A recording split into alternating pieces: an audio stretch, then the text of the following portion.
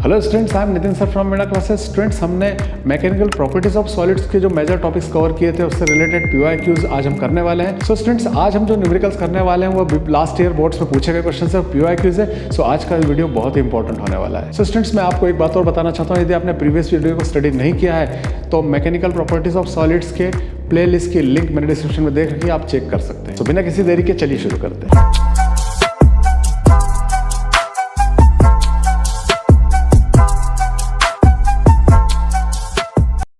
So students, आज हम जो पहला न्यूमेरिकल करने वाले हैं वो स्ट्रेस से रिलेटेड है। यहाँ आप देखिए क्वेश्चन में मैं आपको पढ़ के इसको एक्सप्लेन करता हूँ, फिर हम इसे सॉल्व करते हैं step by step.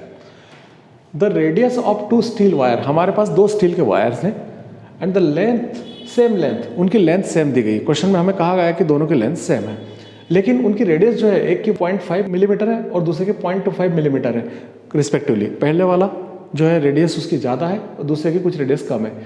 If deforming force in longitudinal direction of 3 kg applied in it, अब ये हमसे साफ कह रहा है कि जो फोर्स इस पर अप्लाई किया जा रहा है दोनों वायर्स पे वो लॉन्गिट्यूडनल डायरेक्शन में है और उसका मैग्नीट्यूड जो है हमें दिया है 3 kg।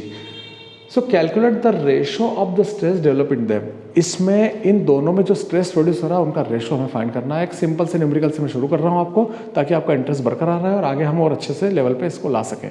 देखिए डियर, मैं यहाँ पर डायग्राम से आपको बताता हूँ कि यहाँ पे हमारे पास दो वायर्स हैं और एक की दोनों की लेंथ सेम है। देखिए जैसे मैं यहाँ पे एक बेस पे दोनों वायर्स को ले लेता हूँ, दोनों की लेंथ सेम है और उन पर जो है इस वाले वायर की जो रेडियस है वो 0.5 mm है और इसकी रेडियस जो है 0.25 mm है।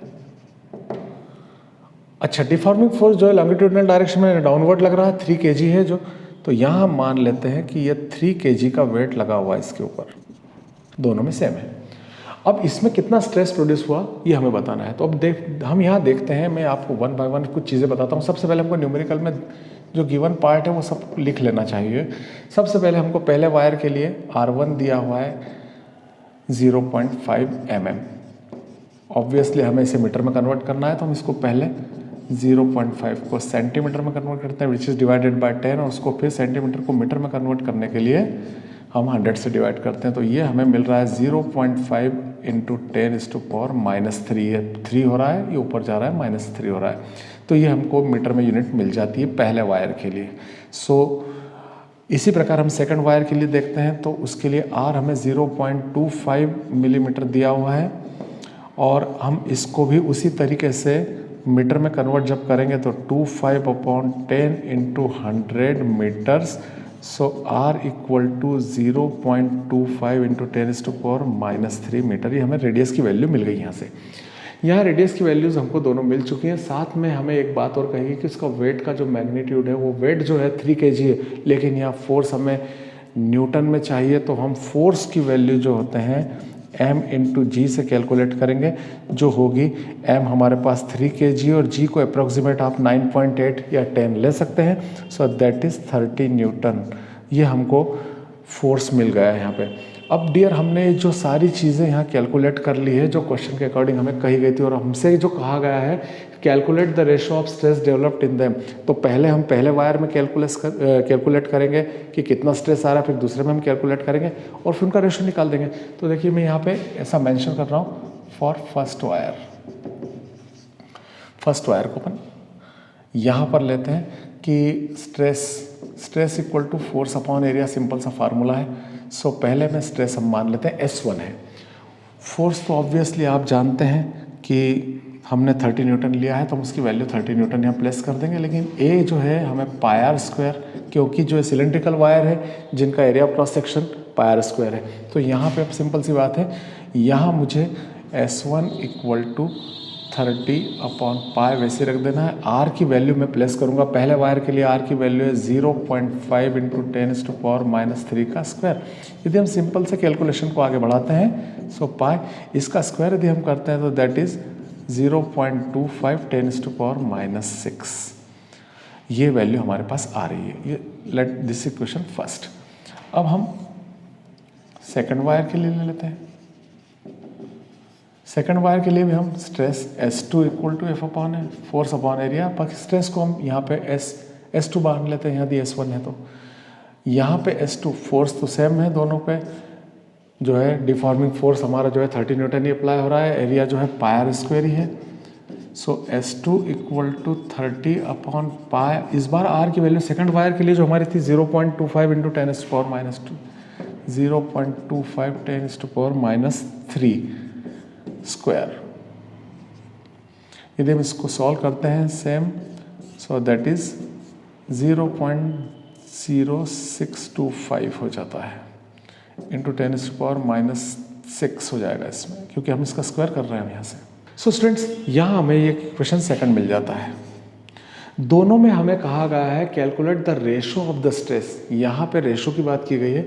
So ratio S1 upon S2 according to question, ये रेशो कहा गया है। सो हमें कहा गया है कि द रेशो ऑफ स्ट्रेस, तो रेशो ऑफ स्ट्रेस के लिए हमें इन दोनों का रेशो लेना है। तो अकॉर्डिंग टू क्वेश्चन रेशो के लिए हम S1 को S2 से डिवाइड करते हैं। तो S1 30 upon 0.25 into 10⁻⁻6 pi divided by S2 है हमारा 30 अपॉन 0.0625 इंटू 10⁻⁻6 पाई।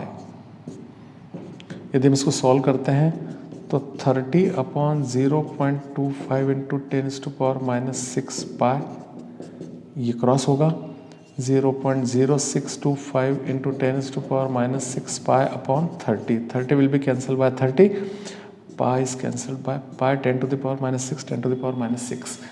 सो स्टूडेंट्स, हमें S1 अपॉन S2 मिल रहा है, देखें आप 0.0625 अपॉन 0.25। सो यहाँ हम इसको कैलकुलेट करेंगे तो सिंपल सी बात है, यहाँ 4 डिजिट्स है हमारे पास, तो 625 अपॉन 4 डिजिट्स को करने के लिए हम 2 जीरो नीचे लगा देंगे। 25 से इसको डिवाइड करेंगे तो 25 और 25 100 1/4। So the ratio of the stress is going to 1/4। This is the final answer my students. I think बहुत सिंपल मेथड था और सिंपल सा क्वेश्चन था जो आप पहले सॉल्व कर सकते थे, लेकिन यहाँ मैंने हेल्प की। इसी रेंज पे कोई दूसरा क्वेश्चन आता तो आप इजीली से सॉल्व कर सकते हैं। सो डियर स्टूडेंट्स, नेक्स्ट जो न्यूमेरिकल है वो हमारा PYQ है, लेकिन इसमें एक खास बात यह है कि कुछ जनरली न्यूमेरिकल्स में हम डिजिट्स लेते हैं, कुछ नंबर्स लेते हैं जिनके बेस पे हम न्यूमेरिकल को सॉल्व करते हैं, लेकिन यहाँ आप इसको पढ़ेंगे तो आपको पता लगेगा कि डिजिट्स नहीं है। सो इसे हम लैंग्वेज के बेस पे ही सॉल्व करेंगे। अब स्टूडेंट्स आप देखें यहाँ पे, when stress is equal to Young's modulus. अब हमारा यहाँ पर टॉपिक का स्टडी करना बहुत ज़रूरी हो जाता है, क्योंकि हम टॉपिक से पता कर सकते हैं कि स्ट्रेस क्या होती है, यंग्स मॉड्यूलस क्या होता है और एक्सटेंशन क्या होता है। वो सारी चीज़ें इस न्यूमेरिकल में दी। बेसिकली ऐसे न्यूमेरिकल्स इसलिए दे दिए जाते हैं कि स्टूडेंट्स ने हम अपने जो चैप्टर के टॉपिक्स को या उसकी थ्योरी को बेहतर तरीके से सीखा है नहीं सीखा है।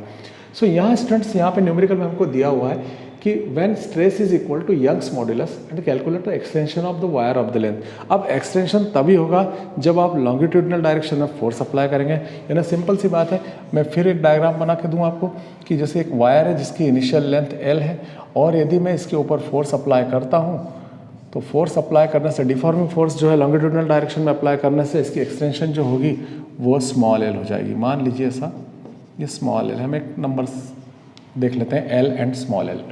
ये कह रहा है अकॉर्डिंग टू क्वेश्चन यहाँ पर हमें कि according to question the stress is equal to Young's modulus. Stress equal to Young's modulus. तो स्ट्रेस जो होता है वो तो हम स्ट्रेस ही लिख रहे हैं यहाँ पे। यंग्स मॉड्यूलस हम y जानते हैं। अब y की वैल्यू हम क्या, यंग्स मॉड्यूलस क्या है, दो रेशो है ये, स्ट्रेस अपॉन स्ट्रेन। लेकिन ये लॉन्गिट्यूडनल डायरेक्शन में है तो longitudinal stress upon longitudinal strain हो जाएगा यहाँ पे। तो यह हम यहाँ पर स्ट्रेस को वैसे लिखते हैं, स्ट्रेस ऑब्वियसली वो भी लॉन्गिट्यूडनल ही होगा, तो यहाँ लॉन्गिट्यूडनल हम ले सकते हैं। और y की वैल्यू है longitudinal stress upon longitudinal strain. यहाँ आप देख रहे हैं दिस वन इज कैंसल, यानी लॉन्गिट्यूडनल स्ट्रेन की वैल्यू जो आ रही है 1 आ रही है। अब हम यहाँ जानते हैं कि लॉन्गिट्यूडनल स्ट्रेन की डेफिनेशन क्या है। तो लॉन्गिट्यूडनल की स्ट्रेन की डेफिनेशन ये होती है कि the change in length upon original length. So change in length जो है हमारे पास L है और ओरिजिनल लेंथ कैपिटल L है, तो स्ट्रेन की प्लेस पर हम ये फार्मूला पुट करते हैं, that's 1/1। So L equal to L, मतलब यहाँ हमसे पूछा उसने the extension of wire of length calculate करना है। Extension of wire of length just equal to initial length आ रहा है, यानी यहाँ पर हम कह सकते हैं कि यदि हम इस प्रकार से कंडीशन के अंडर इस वायर पर डिफॉर्मिंग फोर्स अप्लाई करते हैं तो जो एक्सटेंशन ऑफ वायर होगा वो उसकी इनिशियल लेंथ के इक्वल होगा। सो स्टूडेंट्स, अब जो हम न्यूमेरिकल करने वाले हैं वो स्टूडेंट्स डियर वो सब जो है पूरी तरह से डिपेंड करता है यंग्स मॉड्यूलस ऑफ इलास्टिसिटी और एक्सटेंशन पे। यहाँ हम इस बात को भी देखेंगे कि एक्सटेंशन के बाद एक क्वेश्चन के साथ दूसरा क्वेश्चन ऐड है इसमें, यानी हमें ऐसा लग रहा है कि एक क्वेश्चन है लेकिन यहाँ पे एक क्वेश्चन में दूसरा क्वेश्चन भी ऐड है। देखिए जैसे मैं आपको बताता हूँ, a mass of 5 kg hung on copper wire at 5 mm diameter and 2 metre of length, calculate the extension. देखिए एक क्वेश्चन फर्स्ट लाइन में कवर हो रहा है। देन सेकंड लाइन में एक अदर चीज़ पूछी जा रही है, what should be the minimum diameter. अब वो मिनिमम डायमीटर जिस पर वो इलास्टिक लिमिट से ज़्यादा बाहर न जा सके, तो वो कब तक डिफॉर्मिंग फोर्सेस अप्लाई करने के बाद इलास्टिसिटी लिमिट से बाहर न जाएगा, उस कंडीशन में भी हमें उसको सॉल्व करना है। तो यहाँ पे हम दो क्वेश्चनों का इस प्रकार सॉल्व करेंगे, लेकिन पहली चीज़ हमारे पास ये होना चाहिए, जैसे कोई भी न्यूमेरिकल हम स्टार्ट करते हैं तो क्वेश्चन में कौन कौन से पार्ट्स हमें गिवन है और उनको सही यूनिट पे कन्वर्ट करके हमें लेफ्ट हैंड साइड में गिवन में लिख लेना चाहिए। जैसे मैं आपको बता रहा हूँ, या गिवन में फर्स्ट लाइन से हम देखेंगे 5 kg वेट है। Okay, so weight equal to 5 kg है और हमें चाहिए deforming force, and as we know that F equal to M into G. सो यहाँ वैल्यू हमको मिल जाती है, M जो है 5 kg है और G को अप्रॉक्सीमेट 10 लेते हैं तो ये 50 न्यूटन्स हमें वैल्यू मिल जाती है। यहाँ पे आगे 5 mm डायमीटर है, so diameter equal to 5 mm है। सो इसको हम मीटर में कन्वर्ट कर लें तो 5/10 सेंटीमीटर इंटू 100 मीटर, तो ये हो जाता है 5 इंटू 10⁻³ मीटर। लेकिन ये डायमीटर स्टूडेंट्स, डायमीटर को हम इसको रेडियस में कन्वर्ट करना चाहेंगे, so it will be 5/2 into 10⁻³ metre. ये तो एक सिंपल सा यूनिट कन्वर्शन है जो आप सभी जानते होंगे। यहाँ मैंने कर दिया, लेंथ हमें दी है 2 मीटर, वो ऑलरेडी ऐसा यूनिट में है, so length equal to 2 metres. Okay, यहाँ तक हमसे बात कही गई है। इसमें हमें एक बात दी, यंग्स मॉड्यूलस की वैल्यू दे दी है 1.1 इंटू 10⁻12 डाइन पर सेंटीमीटर। यहाँ स्टूडेंट थोड़ा सा कंफ्यूजिंग होता है हमें, क्योंकि हम सारे यूनिट जो एसआई में ले रहे हैं और यहाँ पे यंग्स मॉड्यूलस की वैल्यू सीजीएस यूनिट है, तो इस सीजीएस यूनिट को हमको एसआई में कन्वर्ट करना है। अब हम यहाँ जानते हैं कि 1 डाइन, मैं यहाँ बता देता हूँ आपको ब्रैकेट में ही, कि 1 डाइन पर centimetre square 1/10 newton per metre square के इक्वल होता है। सो यदि आप डाइन सेंटीमीटर स्क्वायर में आपको यूनिट मिल रही है तो उसको 1/10 करके आप न्यूटन पर मीटर स्क्वायर में कन्वर्ट करते हैं, तो y equal to 1.1 into 10⁻12 into 1/10 newton per metre square. So यहाँ पे हमको मिल जाता है y का value 1.1 into 10⁻11 newton per metre square. ये तो समझ गए होंगे आप, 10 की पावर 1 है, ये पावर 12 में से -1 होता है तो 11 हो गया। इस प्रकार से y की वैल्यू हमने यहाँ पर SI में कन्वर्ट कर ली। ये सारा हमें दिया हुआ है, ये फर्स्ट लाइन वाले प्रॉब्लम के लिए हमने देखा इस चीज़ को। अब हम यहाँ देखते हैं कि यंग्स मॉड्यूलस की वैल्यू हमारे पास, as we know that Young's modulus equal to FL/AL। यदि L इनिशियल लेंथ है और L एक्सटेंशन है टोटल डिफॉर्मिंग फोर्स F के कारण, तो ये चीज़ें हम देख रहे हैं कि हमारे पास F की वैल्यू ऑलरेडी है। हम सब देखते चलें, कैपिटल L हमारे पास 2 मीटर है, A विच इज़ πr², सो यहाँ पे हम FL πr² इंटू L ले लेते हैं। यहाँ पे एक्सटेंशन की बात की गई है, एक्सटेंशन पूछा है तो एक्सटेंशन की वैल्यू हम यहाँ साइड चेंज करते हैं, इसका FL/πr² y इस जगह पर आ जाता है, तो यह हमें L डिटर्मिनेशन के लिए एक फार्मूला मिल जाता है। अब हम यदि वैल्यू प्लस करते हैं यहाँ पे, सो L इक्वल टू F हमारा 50 न्यूटन है, L 2 मीटर है। देखिए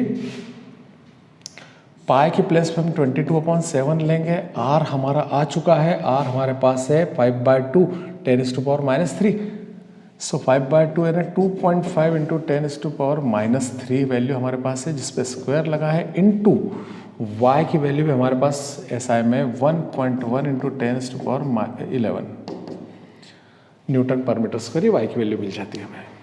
यहाँ पे हमने कैलकुलेशन के लिए सब तैयारी कर ली है, तो यहाँ आप देखें 50 इंटू 2 ये 100 होगा, ये 7 ऊपर चला जाएगा, यहाँ पे 22 इंटू 2.5 का स्क्वायर करेंगे तो 6.25 10⁻⁻6 इंटू 1.1 इंटू 10⁻11। अब यहाँ हम देखते हैं कि ये हो जाता है 700/22 इंटू 6.25 इंटू 1.1।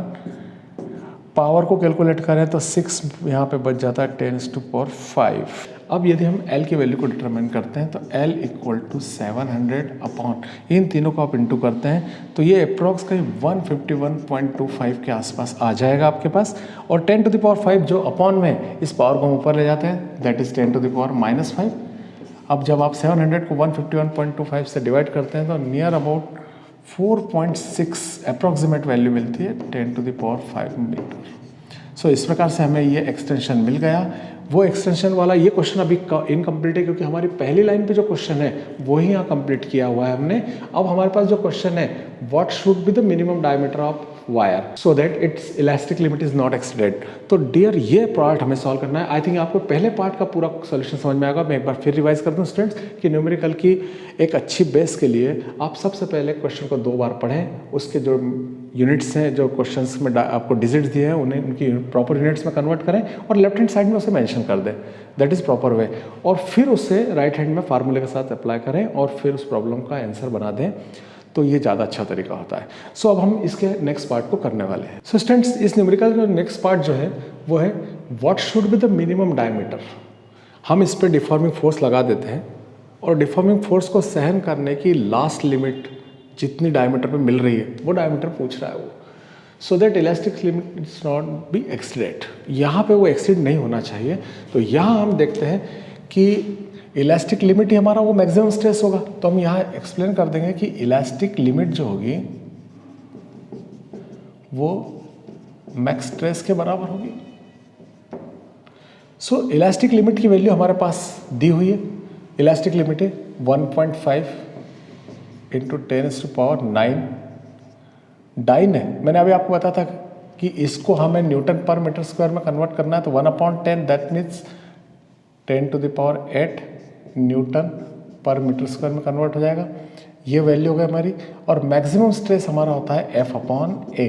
तो हमारे पास वैल्यू आ जाती है 1.5 इंटू 10⁸। फोर्स की वैल्यू जैसे आपको कैलकुलेट करवाई थी मैंने, वो 50 न्यूटन के अप्रॉक्स थी क्योंकि 5 kg का वेट है तो 50 न्यूटन होगा। एरिया जो होता है पायर स्क्वायर। यहाँ पे R जो है इसने बात R की नहीं की, यहाँ डायमीटर की बात कर रहा है। सो हम इसको जरूर ध्यान दे दें यहाँ पे कि R वो चेंजेबल डायमीटर है, D नहीं है। D डायमीटर इनिशियल डायमीटर था, यहाँ पे वो मिनिमम डायमीटर निकालना है जिस पर हमारे पास जो elastic limit should not be exceeded, तो वो हम मान रहे हैं कि वो डायमीटर D' है। D' R की वैल्यू हम यहाँ प्लेस कर देते हैं 1.5 इंटू 10⁸ इक्वल टू 50/π की वैल्यू 22/7 R की प्लेस पे D'/2 का होल स्क्वायर। अब इसको कैलकुलेट करें सिंपल से, 7 ऊपर जा रहा है 22 इधर आ जाएगा। 1.5 इंटू 10⁸ इक्वल टू 7 ऊपर जा रहा है 50 इंटू 7/22 इंटू D'/4। D' का स्क्वायर हो रहा है तो D' का स्क्वायर अपॉन 4। मैं इसको 4 को ऊपर ले लेता हूँ। 1.5 इंटू 10⁸ equal to 350 into 4/22 into D' का स्क्वायर। अब यदि हम D' का स्क्वायर इस ओर ले आते हैं इसकी वैल्यू निकालने के लिए, सो हम देखते हैं कि हमें 350 इंटू 4 वो हो रहा है लगभग 1400 हो रहा है इंटू 22 इंटू 1.5 इंटू 10⁸। ये पूरा नीचे की ओर आया है, डिनोमिनेटर में आ जाता है। अब हमारे पास जो रियल नंबर में D' स्क्वायर का होल स्क्वायर के सामने जो बच रहा है वो 1400 तो एज इट इज़ है।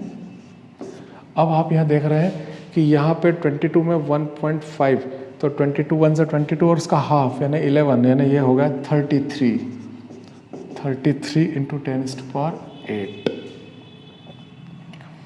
D' का स्क्वायर जो हो रहा है 400 को अपन 33 से डिवाइड करेंगे तो डिवाइड कर लीजिएगा आप लोग, वो अप्रॉक्स आना चाहिए 42.42 के आसपास, और 10⁸ ऊपर चली जाती है तो -8 हो जाती है।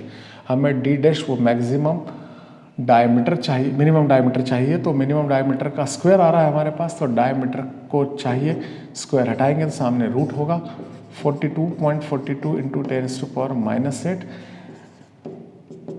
देखिए 42 जो है ये 6 के आगे और 7 से थोड़ा सा नीचे 6.5 के पास इसका वैल्यू होना चाहिए, और इसमें पावर तो आधी होना ही है, तो 4 का पावर हाफ हुआ -5। इतने मीटर वो मतलब डायमीटर मिनिमम है जब वो इलास्टिक लिमिट को एक्सीड नहीं करेगा। सो इस प्रकार से सेकंड पार्ट का आंसर भी यहाँ पे कंप्लीट हो जाता है। आपने दोनों प्रकार से देख लिया। इस फैक्टर को ध्यान में रख के इसको मेंशन करने के बाद ही न्यूमेरिकल करें। अब ये दोनों पार्ट के साथ ही इस प्रकार से न्यूमेरिकल पूरा होता है। ये प्रीवियस ईयर के क्वेश्चंस में शामिल था। और डियर इसमें से थोड़े से डिजिट भी चेंज किया, कोई पैटर्न चेंज किया, तो एक आपको मेथड का वे मिल जाता है जिससे आप न्यूमेरिकल को सॉल्व कर सकते हैं। सो स्टूडेंट्स, जो हमारा नेक्स्ट न्यूमेरिकल है वो मल्टीपल क्वेश्चन न्यूमेरिकल है। देखिए आप इस क्वेश्चन को आप देख पा रहे हैं कि यहाँ पे क्वेश्चन में कहा है cube of aluminium each side 4 centimetre subject to a tangential force on the top of the cube, so shear through 0.012 centimetre with respect to bottom force find करने के लिए हमको 3 क्वेश्चन यहाँ पे दिख रहे हैं हमारे पास। एक शेयरिंग स्ट्रेन है, एक शेयरिंग स्ट्रेस है और एक शेयरिंग फोर्स है।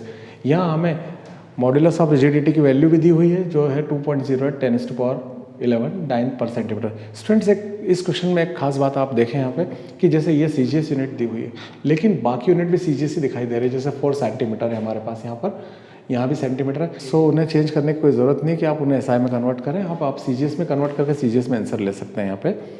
सो यहाँ पे स्टूडेंट देखिए, अब जैसे मैं आपको एक डायग्राम बना के बताता हूँ, इस न्यूमेरिकल को मैं डायग्राम से देख लेंगे तो और ज़्यादा हमारे पास कंसेप्ट क्लियर हो जाएंगे। देखिए मैं आपको जो पढ़ी हुई चीज़ है उसका ही एक डायग्राम बनाते हैं हम लोग। यहाँ पे ये क्यूब है, ये एल्यूमिनियम का क्यूब है, जैसे वो हमें कह रहा है क्वेश्चन में, ये एल्यूमिनियम का हमारा क्यूब है। अ cube of aluminium each side 4 centimetre, इसकी हर साइड 4 सेंटीमीटर की। अब इसके ऊपर टेंजेंशियल फोर्स लगाया जा रहा है, subjected to tangential force. Tangential force जिसमें बॉटम क्लिप कर दिया जाता है और टेंजेंशियल फोर्स आप सरफेस डायरेक्शन पे लगाते हैं, तो उसका वॉल्यूम एज इट इज रहता है, उसका साइज चेंज हो जाता है, शेप चेंज हो जाता है।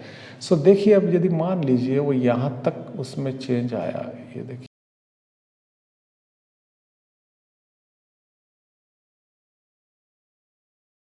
देखिए आपको शेप उसका चेंज होता दिख रहा है आप सभी को। यहाँ पे हमारे पास शेयरिंग स्ट्रेंथ थीटा प्रोड्यूस हो रही। क्वेश्चन में कह रहा है कि उसकी हर साइड 4 सेंटीमीटर, वो हमने मेंशन की हुई है यहाँ पे। When tangential force is applied on the top of the cube, it sheared through 0.012 centimetre. ये डेल्टा एक्स की वैल्यू जो है वो हमें दे दी 0.012 सेंटीमीटर, डेल्टा एक्स की वैल्यू। उसके बाद हमें शेयरिंग स्ट्रेंथ थीटा की वैल्यू निकालना है, शेयरिंग स्ट्रेस निकालना है, शेयरिंग फोर्स की वैल्यू निकालना है।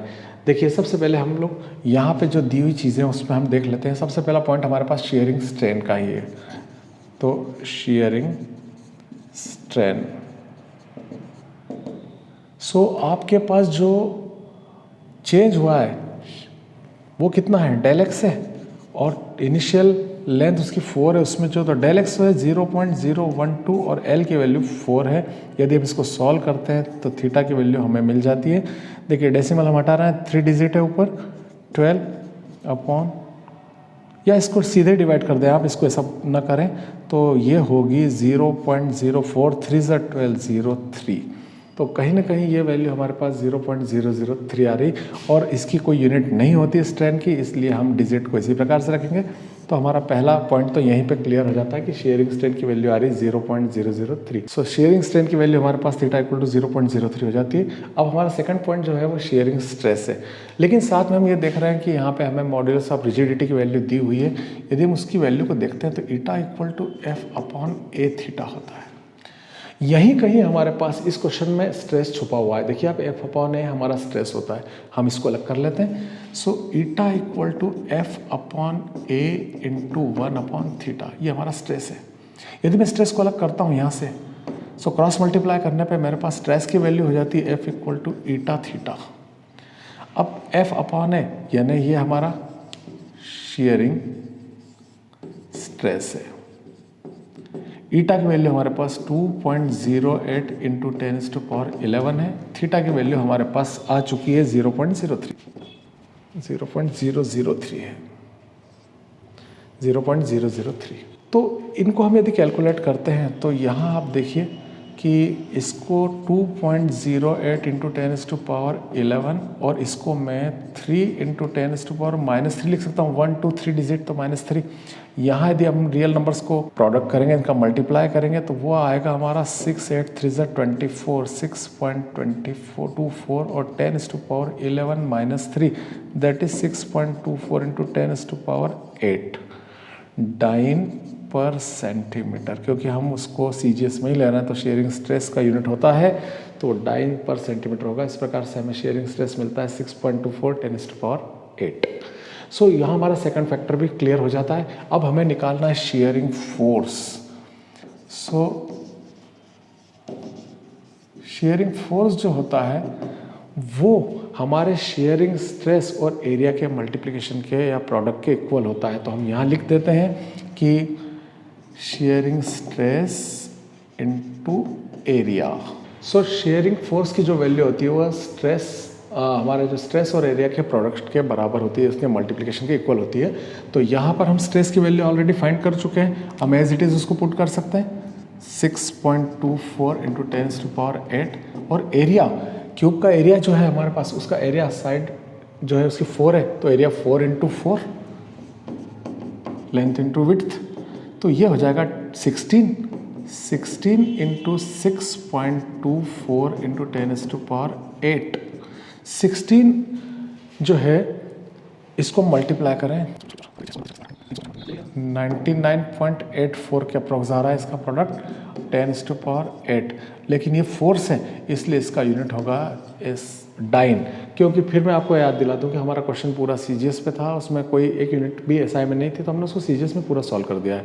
सो डियर आई थिंक तीनों पॉइंट्स आपको क्लियर हो गए होंगे। यहाँ पे आपने शेयरिंग स्ट्रेंथ डायग्राम से देख ली थी और रिजिडिटी मॉड्यूलस के द्वारा हम लोगों ने शेयरिंग स्ट्रेस को फाइंड कर लिया। शेयरिंग स्ट्रेस के बाद में हमने शेयरिंग फोर्स को जो इस पर डिपेंड करता है और इसके एरिया में मल्टीप्लाई करते हुए मिलता है। तो आई थिंक ये 3 पॉइंट्स है, हम सेपरेटली पॉइंट्स के भी न्यूमेरिकल्स अलग अलग सॉल्व कर सकते हैं जो ऑब्जेक्टिव में भी मिल सकते हैं हमें।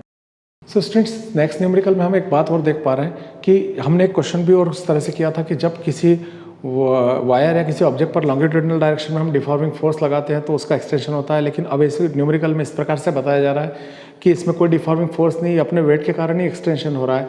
तो उस बेस पे न्यूमेरिकल है। आप देखें यहाँ पे यह क्वेश्चन में क्लियर किया गया है what should be the greatest length, उसकी मैक्सिमम लेंथ कितनी ली जाए ऑफ अ स्टील वायर, एक स्टील वायर की which when fixed at the one end, जिसको वन एंड से हमने फिक्स कर दिया है and can hang freely without breaking, और वो अपने वेट से ब्रेक ना हो और उसमें एक्सटेंशन होता रहे। मैक्सिमम उसकी लेंथ कितनी ली जाए कि जो उस लेंथ से ज़्यादा लेंथ करने पर वो ब्रेक हो जाएगा, उस मैक्सिमम लेंथ को हमें फाइंड करके देना है यहाँ पे। तो यहाँ पे हम देख लेते हैं कि मान लीजिए वो वायर है हमारे पास जिसकी लेंथ L है और उसका area of cross section A है, ऐसा मान लेते हैं हम लोग। अब यहाँ पर हम देख रहे हैं कि ब्रेकिंग स्ट्रेस है हमारे पास। सो हमारा जो मैक्सिमम स्ट्रेस होगा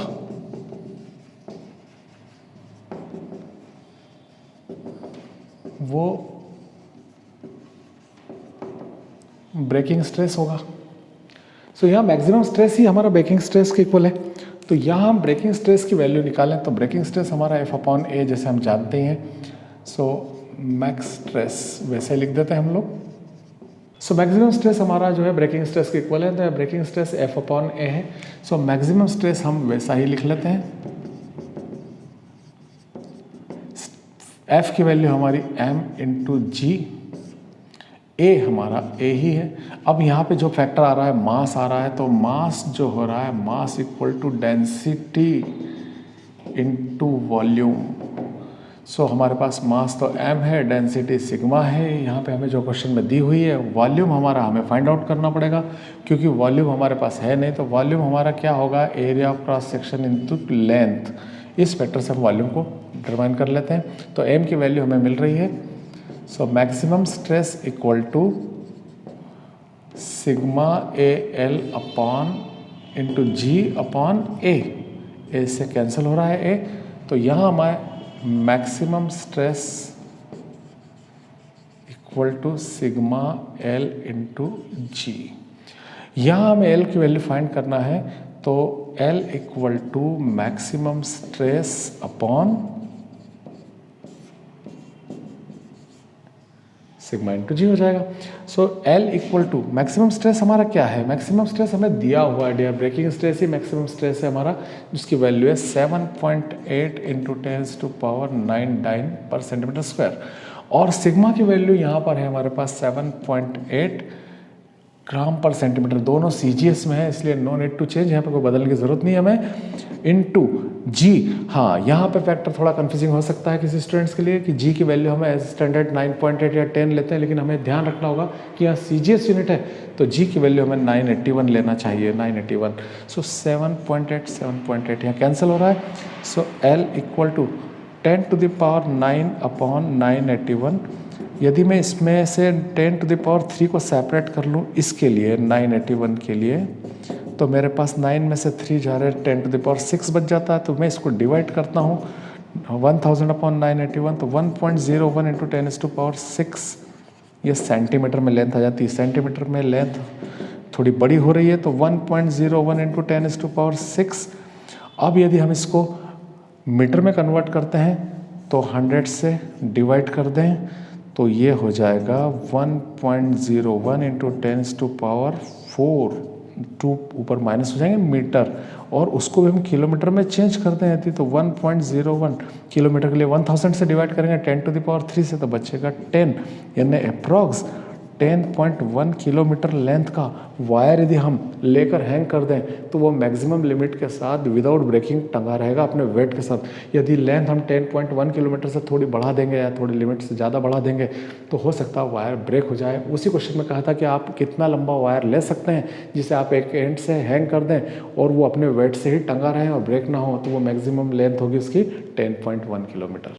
सो स्टूडेंट्स, इस टॉपिक के हम लास्ट न्यूमेरिकल को यहाँ देख रहे हैं, जिसमें आप एक बात देखेंगे क्वेश्चन में कि यहाँ हमें कहा गया है when the weight W hung on one end of the wire of the length L। एक L लेंथ का वायर है जिस पर एक वायर जो वेट W को हैंग किया गया है, और the length of wire increase by first, उसमें आपको एक यहाँ फिगर बना के बताऊंगा जिसमें वो बताई गई है।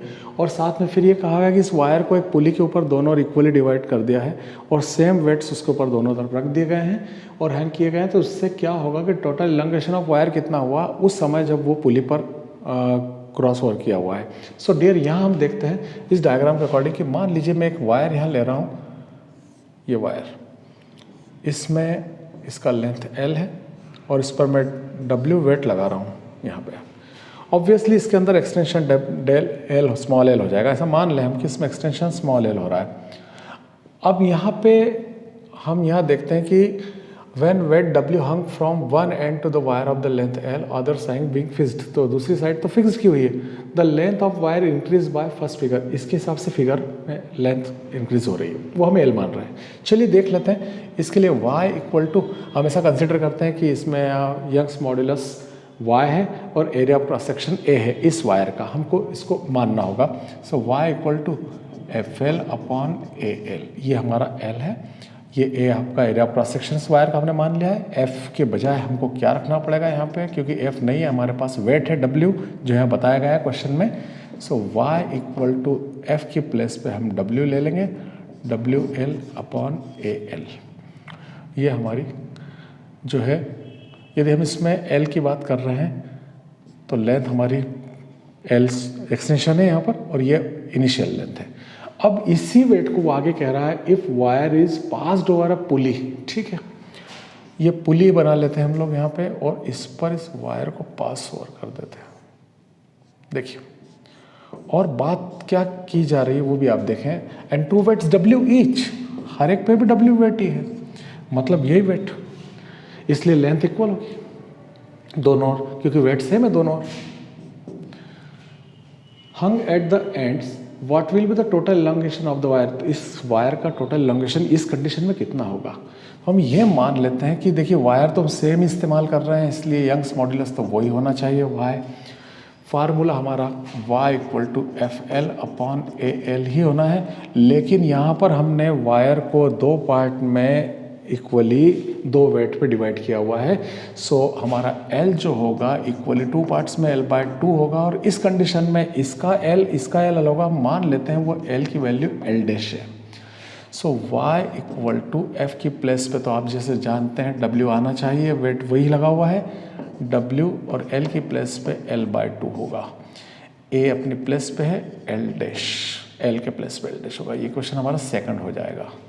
अब यदि आप यहाँ देख रहे हैं कि हम इस इक्वेशन को या तो मान लें आपकी y की वैल्यू इसमें पुट कर दें या दोनों को कंपेयर कर दें। यहाँ पे मैं मान लो कंपेयर कर रहा हूँ यहाँ पे इक्वेशन 1 को, 1 और 2 को, तो कंपेयर करते हैं तो WL/AL is equal WL/2 into AL'। ये देखिए कंपेयर करते हैं, 2 अपॉन में आ गए यहाँ पे। WL से WL यहाँ कैंसिल हो रहा है, यहाँ A से A कैंसिल हो रहा है, तो हमको ये दिख रहा है कि L इक्वल टू 2L'। ये एक इम्पॉर्टेंट कंडीशन आ गई हमारे पास कि L' जो हो रहा है वो L/2 के इक्वल होगा, यानी total elongation of the wire. Okay, सो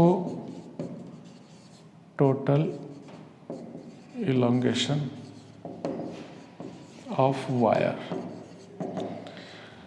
सो यहाँ पे L' है, तो टोटल elongation क्या होगा L' plus L' which is L/2 plus L/2, क्योंकि दोनों एक्सटेंशन हो रहा है L'। सो टोटल वैल्यू हो जाएगी L, यानी वो इसी के इक्वल हो रहा है। देखें आप यहाँ पे, चाहे हम पुलिपर्स को 2 भागों में डिस्ट्रीब्यूट कर दें तो भी हमारे पास एलोंगेशन टोटल L ही हो रहा है। इस प्रकार से स्टूडेंट ये वाले क्वेश्चन हमारे जो न्यूमेरिकल है मेनली मैंने इसमें लिए थे, ये सब आपको प्रैक्टिस कर लेने। इसकी बेस पे आप कोई से भी न्यूमेरिकल को आगे और सॉल्व कर सकते हैं। यदि आपकी और भी कोई प्रॉब्लम तो आप डिस्कस कर सकते हैं।